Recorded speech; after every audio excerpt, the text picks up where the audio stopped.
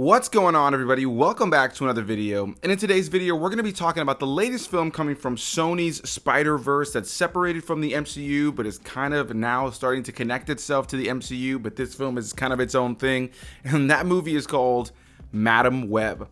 Directed by S.J. Clarkson, who wrote this film alongside 4 other writers. This film stars people like Dakota Johnson, Sydney Sweeney, Isabella Merced, Celeste O'Connor, Tahar Rahim, Adam Scott, and many more. So here we are talking about Madam Web. We've had the Venom films that I don't think aren't necessarily fantastic on a story level, but are good fun, and I think that Tom Hardy is great as both Eddie Brock and Venom in those films. We've had Morbius, which has been not necessarily people's fan favorite, that has come out of this world of things that Sony has chosen to do on their own, separate from the MCU. And we have Kraven the Hunter coming out later this year. It was already supposed to have come out, but today we're talking about Madam Web, which when I first heard this movie was coming out, I kind of scratched my head because Madam Web is a character that is a fantastic supporting character in the world of the Spider-Man comic books and mythology. And even though she has had comic books that have centered on her, more often than not, she plays better as a supporting character.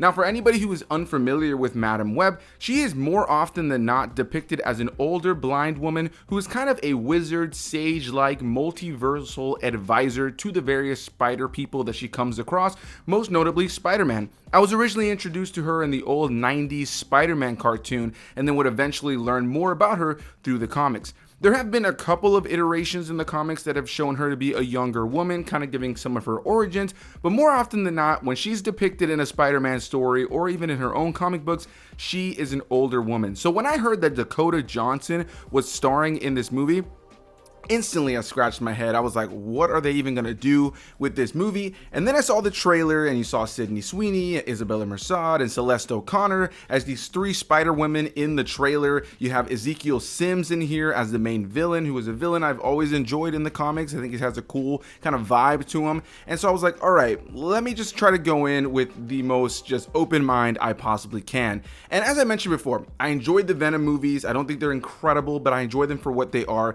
And Sony has given us top tier Spider-Man content in recent years on their own, separate from Marvel Studios, specifically with Into the Spider-Verse and Across the Spider-Verse. So, I just am hopeful that they can continue to create good Spider-Man related content. And while Morbius was a dud, I was hoping that Madam Web was going to be very much different.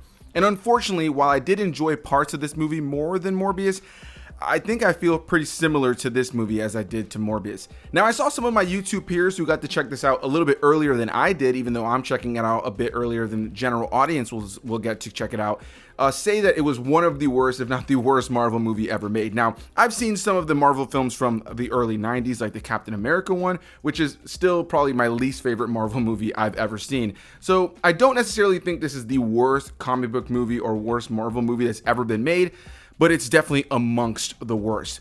So let's touch on what this movie is all about for anybody who's unfamiliar. Dakota Johnson plays Cassie Webb, who is a paramedic, and she actually works alongside Ben Parker, who would later on be the uncle to the Amazing Spider-Man, who in this film was played by Adam Scott. And one day she is part of an accident that actually kind of unlocks these secret powers. I won't get too deep into spoilers for anybody who plans to go check out this movie, but she kind of unlocks these secret powers that allows her to see in small bursts into the future. This ends up leading her into a situation where she ends up using this ability to save 3 teenage girls played by Sydney Sweeney, Celeste O'Connor, and Isabella Merced. And she's trying to save them from an individual known as Ezekiel Sims, who has also seen a vision of the future where these 3 girls are going to be the reason for his demise. And so he is this villain who really just has one thing on his mind: stop these 3 girls because I saw them in a vision a couple of times that they're going to kill me, so I need to stop them immediately. And so now you have Dakota Johnson trying to save these 3 girls, trying to understand her powers, and Ezekiel Sims trying to stop them. Now, Ezekiel Sims has spider-like abilities thanks to a specific spider that's different from the spider that Spider-Man was bitten by, but still gives him spider-like abilities. And so he's the main threat of this film. Dakota Johnson's trying to save these three girls, and that is the base gist of the film. You have this almost Final Destination like kind of quality of the film where she can see that they're going to be killed a little bit ahead of time, so she uses that knowledge to go back in time or to just redo things to try to save herself and those around her, most notably these three teenage girls. And on one level, I enjoyed parts of this film when it came to the action and some of the cinematography, and I don't necessarily think the performances across the board were terrible. But on another hand, the overall script and screenplay of this film is truly a mess. There are segments of this film that feel rushed. There are time jumps in certain moments of the film that don't make sense. There's a segment of the film where one of the characters literally goes to Peru, goes on a whole adventure to learn some information, and comes back from Peru pretty much overnight in terms of how the other characters are dealing with time.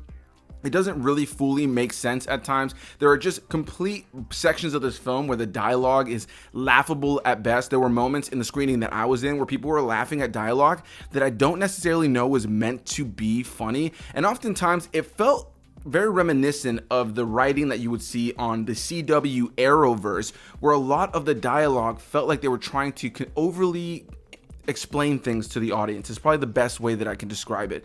It's not a movie that necessarily trusts you as a viewer to understand what's going on or to just kind of pick up on small nuances that the performers are giving. And I don't necessarily know if I blame the actors for that, because I've seen all of these actors, for the most part, outside of a couple of them, in other things giving better performances. And I think it really just comes down to the script and the direction that they were given. A lot of times the dialogue is not doing them any favors, and you can tell that they oftentimes don't even know what they should be doing in these sequences. It just genuinely felt at times like a mess, and that's the best way I can really describe this film.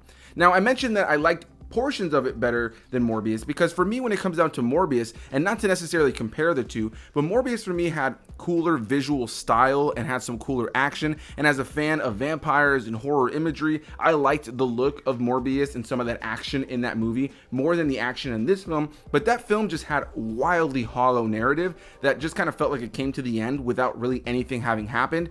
And for this one, I felt like there was at least a little bit more of a narrative through line that you could follow. But the unfortunate side of it is that if you've seen the trailer, you've pretty much seen all of Madame Web. All of the key big action set pieces or cool moments of cinematography or just like cool shots of characters that you can see in this movie are pretty much all in the trailer. There wasn't anything that surprised me while watching this movie. And some of you might just be wondering, does this movie have any sort of connections or expansions to the MCU or even the Spider-Man stories that we've been following in recent years?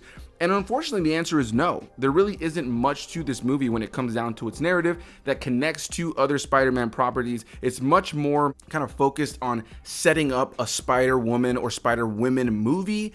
And honestly, by the time we got to the end of the movie, I can just genuinely say that it just felt like a movie that was just okay. I didn't hate it as much as I've seen some people hate it. I do think that it has a easy enough to follow story with some fun action set pieces at times to enjoy enough.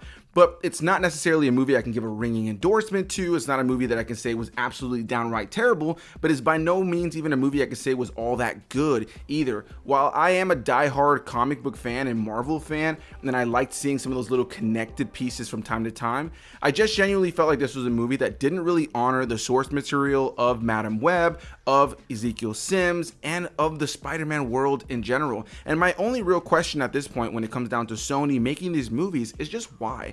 When you have things like Into the Spider-Verse and Across the Spider-Verse, which of course are being made by different creators, why wouldn't you want your current live action Spider-Man related properties to be just as strong? It breaks my heart that things like Morbius has been so weak, and now Madame Web, and doesn't necessarily bode well for Kraven the Hunter coming down the line. And even the Venom movies, while I did enjoy them for what they were, they aren't phenomenal. They're not great. I can never sit there and make a case for those movies being top tier. I just enjoy them for what they are, and I have a very special place in my heart for Venom. So going into Madame Web, I just feel like this didn't honor the comic books and the source material, and it doesn't do anything to really stand on its own to make it all that exciting in the world of comic book movies. In a world where we have comic book movies and TV shows, animated, live action, Madame Web just feels like a bottom of the barrel pick in that world. It feels like something like Morbius. It feels like something like the Fan 4-Stick movie that came out, about a decade ago or so now, and it just really didn't have anything to it that felt inspired and exciting. There were times that made me cringe in this movie, most notably leading into the credits for this movie. The last shot of all of our characters in this movie, specifically of Dakota Johnson as Madame Web, made me cringe. I'm not gonna lie. As soon as the credits started rolling, I had a moment in my seat where I was just like, I guess that's it. So that's gonna be my thoughts on Madam Web, guys. I wish I had more to say on it. I wish I could say that it was, exciting, or at least better than maybe we all expected it to be. But I think I'm going to be one of the more positive people on this movie based on some of the other early reviews that I've seen and read. I think that if you're not as attached to the source material as I am, and somebody who just enjoys a good action movie, then you're probably going to be even more negative on this film, because I did feel that the story was messy. I did feel like the character development was I did feel like the, connections to other Spider properties was not there. And I felt like there was really just some really weak dialogue, and it just feels like it's dumbed down at times. And if you've seen the trailer, you've seen the whole movie. I wish I could say better about Madam Web. I was entertained at times. I can't necessarily say I was bored while watching it, but I wasn't blown away in any way, shape, or form. And I think just a couple of weeks or months down the line, Madam Web is just going to be one of those movies that I'm like, oh yeah, that came out this year. So a big thanks to you guys for watching. Hit that like button, subscribe for more videos, and comment your thoughts. Are you planning on checking out Madam Web? And if you've already checked it out and that's what brought you to this review, leave your thoughts down below and let me know what you thought about Madam Web. I'll see you guys in the next one, all right? Bye-bye.